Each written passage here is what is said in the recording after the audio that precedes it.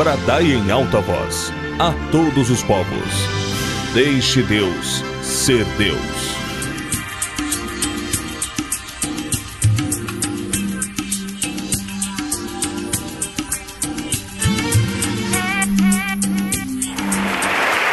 Quero cumprimentar toda a igreja com a graça e a paz do Senhor Jesus. Amém, queridos?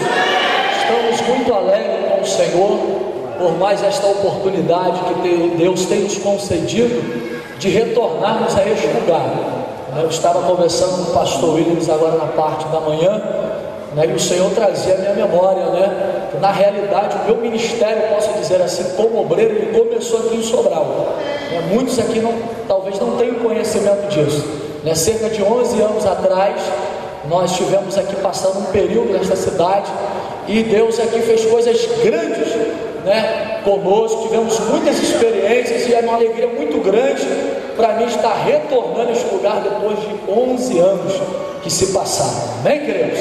Glória a Deus. Eu queria convidar você a abrir a sua Bíblia na carta magna do apóstolo Paulo à igreja de Roma, capítulo de número 12.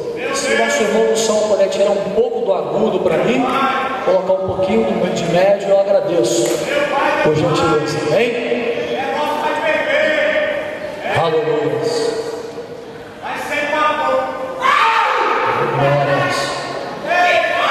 Romanos capítulo 12, versículo 1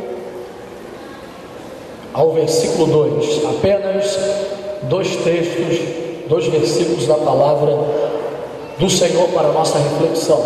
Quantos acharam? Digam amém. Amém. Leamos, queridos, a palavra de Deus. Diz a Bíblia: rogo-vos, pois, irmãos, pela compaixão de Deus, que apresenteis os vossos corpos como sacrifício vivo, santo, agradável a Deus, que é o vosso culto racional. E não vos conformeis com este mundo, mas transformai-vos pela renovação do vosso entendimento, para que experimenteis qual seja a boa, agradável e perfeita vontade de Deus. Amém? Aleluia. Essa igreja pode aplaudir o Senhor, pode tomar o seu lugar. Fique atento à voz do Espírito Santo. Olha para essa pessoa que está do teu lado e diga para ela: por gentileza, não converse comigo. Diga para ela: não converse comigo, por favor. Não ande no salão, dentro do ginásio. Amém? Mantenha-se atento, ligado àquilo que o Espírito do Senhor ele tem a falar conosco nesta tarde. Amém, queridos? O texto que nós acabamos de ler aqui agora é um texto muito profundo, aonde o apóstolo Paulo ele vai escrever o capítulo de número 12, especificamente a igreja de Cristo que estava em Roma, porque Paulo ele chega ao seu conhecimento algumas coisas, algumas apostasias que estavam acontecendo dentro daquela igreja. Segundo o contexto histórico, na igreja de Roma existia alguns cristãos que infelizmente estavam apegados ainda à antiga aliança. Alguns cristãos que faziam parte daquela igreja, que eram judeus, que já conheciam o sacrifício de Cristo, mas ainda estavam apegados aos sacrifícios da antiga aliança, sacrificando ainda animais dentro do templo, levando para alguns lugares, sacrificando aqueles animais, achando que Deus estaria aceitando aquele tipo de sacrifício, sendo que Jesus já havia vindo para justamente abolir esse tipo de sacrifício, porque Jesus, como nos revela a palavra de Deus, é o nosso Cordeiro Pascual. Então, quando Cristo ele morre na cruz do Calvário, ele vem justamente para substituir todos esses tipos de sacrifícios que eram realizados a partir do Antigo Testamento. Mas ainda existiam alguns cristãos que faziam parte desta igreja que ainda estavam presos à antiga aliança do Antigo Testamento, sacrificando ainda animais do templo, achando que Deus estava se agradando, que Deus também estava ouvindo e aceitando aquele tipo de sacrifício. Então é quando o apóstolo Paulo, quando chega o seu conhecimento, é justamente neste momento que Paulo vai escrever o texto exortando aquela igreja para que eles pudessem oferecer. Paulo queria que a igreja de Roma entendesse que o sacrifício que Deus exigia da sua igreja ele não era através de animais, não era através de cordeiros, como também pombas, não, mas o sacrifício que Cristo exigia da sua igreja era um sacrifício vivo, e esse sacrifício ele precisava ser santo, ele precisava ser agradável ao Senhor, levando a igreja a meditar e a refletir sobre o seu culto racional. É interessante, irmãos, que aqui o apóstolo Paulo, ele vai usar uma palavra que no grego ela se chama metamorfia, que significa mudança de entendimento ou mudança de mentalidade, ou seja, a igreja de Roma, ela precisava urgentemente de uma mudança de entendimento para que ela pudesse apresentar a Deus o seu culto racional, que seria o seu culto inteligente. É justamente nesse momento que Paulo, ele exorta a igreja de Roma para que a igreja pudesse entender qual era o propósito de Cristo para a sua igreja. Mas na continuidade do texto, no versículo de número 2, Paulo continua a sua exortação e o seu conselho à igreja de Roma, dizendo: e não vos conformeis com este mundo, mas transformai-vos pela renovação do vosso entendimento. Quando eu estava, queridos, ontem na madrugada orando, pedindo a Deus uma palavra para o culto desta tarde, Deus ele trazia justamente a minha memória de texto, e o Senhor me dava um tema para a mensagem desta tarde. Eu queria compartilhar com os irmãos o tema da mensagem que o Senhor nos dava durante esta madrugada é o seguinte tema: transformados em um mundo conformado. Olha para essa pessoa que está do teu lado e diga para ela: transformados em um mundo conformado. Glória a Deus. O mundo, queridos, que nós estamos vivendo, a cada dia ele tem cada vez mais se afundado no lamaçal do pecado. Hoje em dia, infelizmente, eu costumo chamar essa doutrina de Balaão, em muitos lugares em que tudo hoje em dia não tem mais nada a ver. Hoje em dia, em muitos lugares, você pode fazer vários tipos de coisas, e as pessoas dizem que não tem nada a ver isso, que não tem nada a ver aquilo, justamente porque essas pessoas estão se conformando com este mundo. Mas o apóstolo Paulo, ele nos aconselha aqui no versículo de número 2, que a igreja de Cristo, ela precisa andar na contramão deste mundo.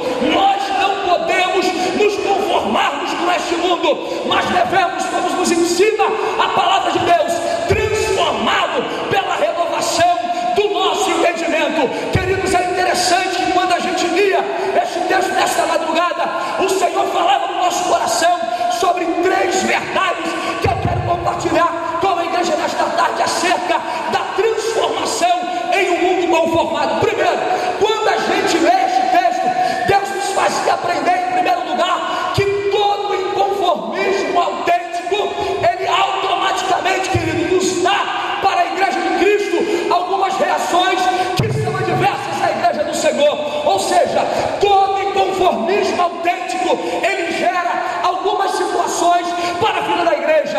E quando eu estava meditando no capítulo 12, o Senhor me trazia à memória uma primeira revelação acerca deste texto, quando o Senhor falava no meu coração, em primeiro lugar, que todo inconformismo, ele gera, em primeiro lugar, oposição.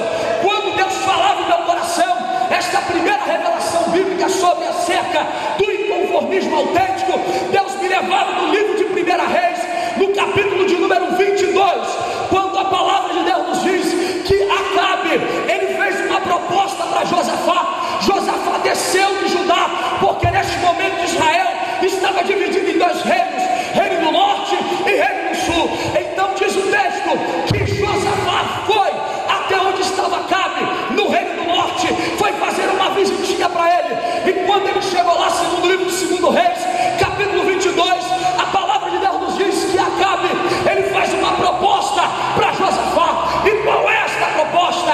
A proposta de Josafá para Acabe era para que eles se unissem, fizessem uma aliança para atacarem os sírios e tomarem novamente a cidade de Ramote Gileade. A Bíblia diz que durante 3 anos Israel estava acomodada devido à tomada dos sírios da cidade de Ramote Gileade.